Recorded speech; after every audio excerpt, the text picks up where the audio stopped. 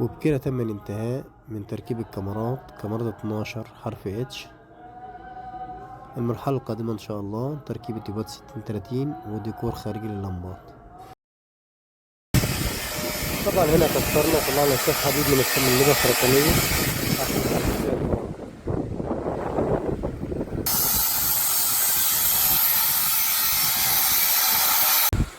وبكده تم الانتهاء من تركيب ديكورات 60-30، والآن بنبدأ تركيب ديكور خارجي للإنارة.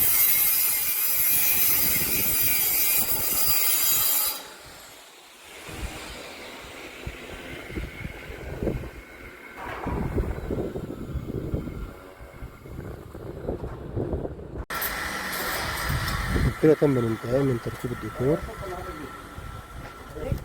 واقف على طبعا تفتيحه كل متر 20 سنتي خاصة من الدكتور.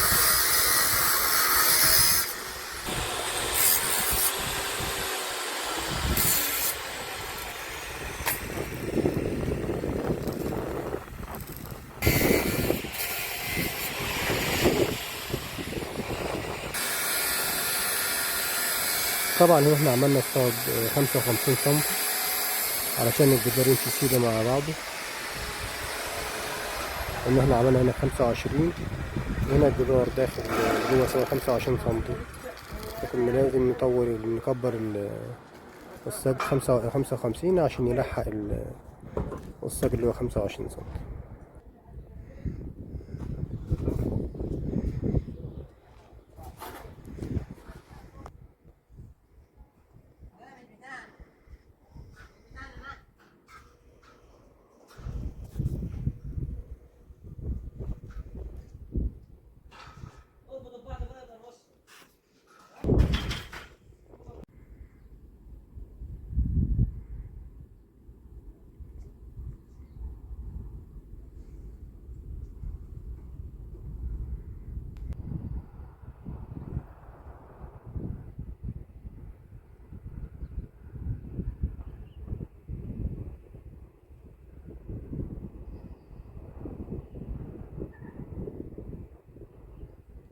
والآن بيتم تركيب أبلكاش 9 مللي أندونوسي.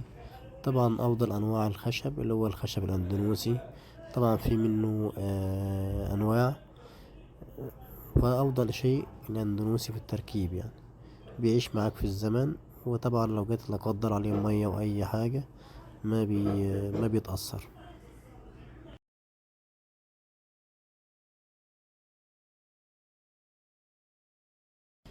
وبكده تم الانتهاء من تركيب الأبلكاش الأندونوسي، والآن بيتم تركيب العزل المائي وتحريقه بالنار.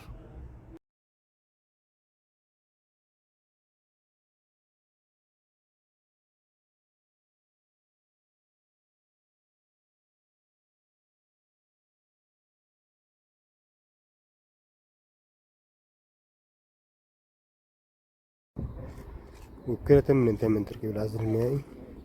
ده تكو فايبر 4 مللي وتنزيل مبسط.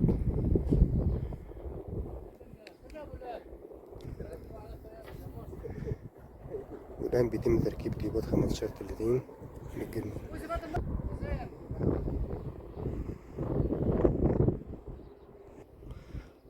طبعا هنا كسرنا في الجدار ودخلنا الأبلكاش والعزل جوه الجدار وركبنا عليه خلطة،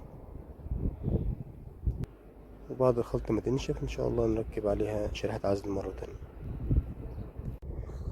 وبكده تم الانتهاء من تركيب تيوبات 15-30 للجرميد.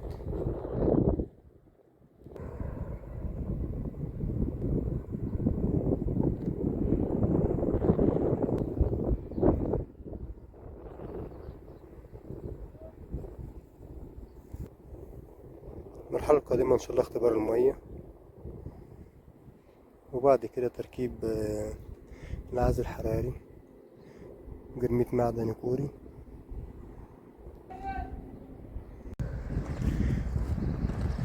والآن بيتم تركيب العزل الحراري والجرميد. طبعا الجرميد هنا كوري مخلوط أزرق مع أسود.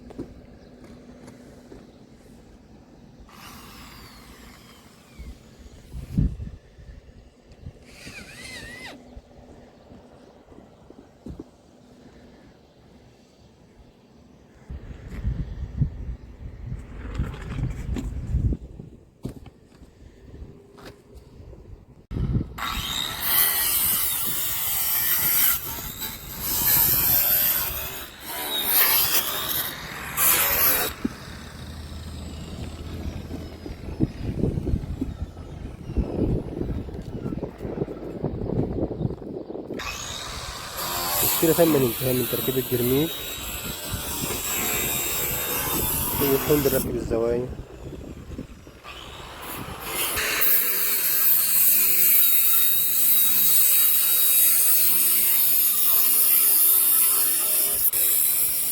طبعا بنشد الزاوية على طول علشان تيجي مستقيم مفيهاش أي تعويضات.